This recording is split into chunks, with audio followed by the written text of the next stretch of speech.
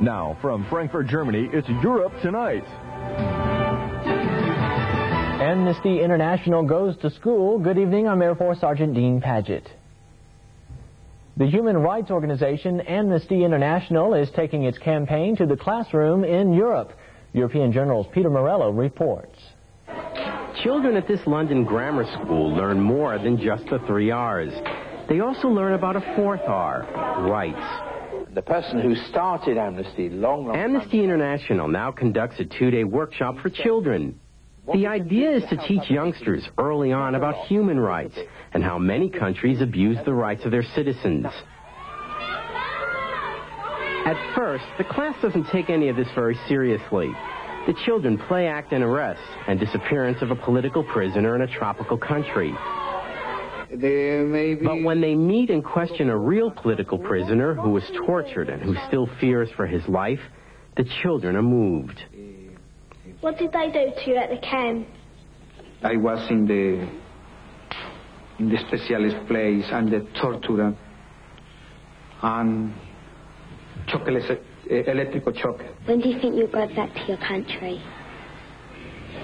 As soon as possible, because I remember my country, I remember my family at this moment. Very bad. And this moment, very bad. Somebody took who out? Workshop director Dan Jones explains very carefully about conditions in countries which violate human rights and what Amnesty is doing to help political prisoners. I would be looking for ways of avoiding getting into the detail of torture and degrading treatment and execution. But the children, they want to know how this happens, why this happens.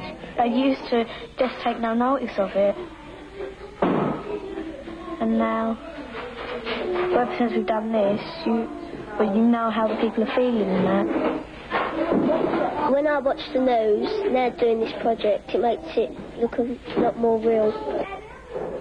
Through artwork, the children then express their feelings. What we're doing now is we're doing cartoons based on a true story about where he got taken away to a mountain and he started to get tortured. The workshop ends on a hopeful note. Children write poems, essays, and letters to national leaders, asking them to respect the rights of their citizens. This is work that should begin at an early stage as they learn about the importance of human rights. And the importance of defending those rights. Peter Morello, European Journal. Tragedy struck in Milan, Italy last week. AFN's Bruce Pistorio has our report. 26 people are confirmed dead after a building collapse in Milan. Rescuers continue to comb the rubble for bodies and possible survivors. So far, 9 people have been rescued unharmed. The 42 residents of the building, a retirement home, were sitting down for breakfast when the building collapsed around them. Authorities believe a gas explosion triggered the building collapse. Witnesses state they saw flames just before the explosion. The day before, a nearby work crew had been repairing a broken water pipe. Officials speculate the workmen could have possibly damaged the gas line leading into the retirement home.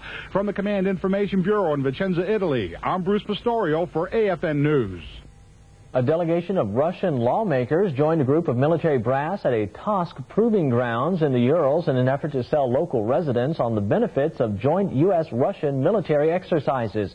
The group of deputies, led by the chairman of the lower house of Parliament's Defense Committee, joined a team of top Army officers to visit infantry troops training for the first joint exercises on Russian soil. Plans for the maneuvers were initially scheduled to be held early in July at the proving grounds near Tosk. The plans were shelved in May after hardliners in the lower house of Parliament, the State Duma, objected.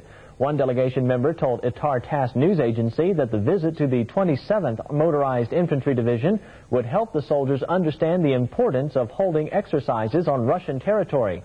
Under plans already in place, the week-long exercise will train 250 U.S. troops and an equal number of Russian soldiers for future UN peacekeeping operations. And that's Europe Tonight for this evening. Thanks for joining us, and have a good night.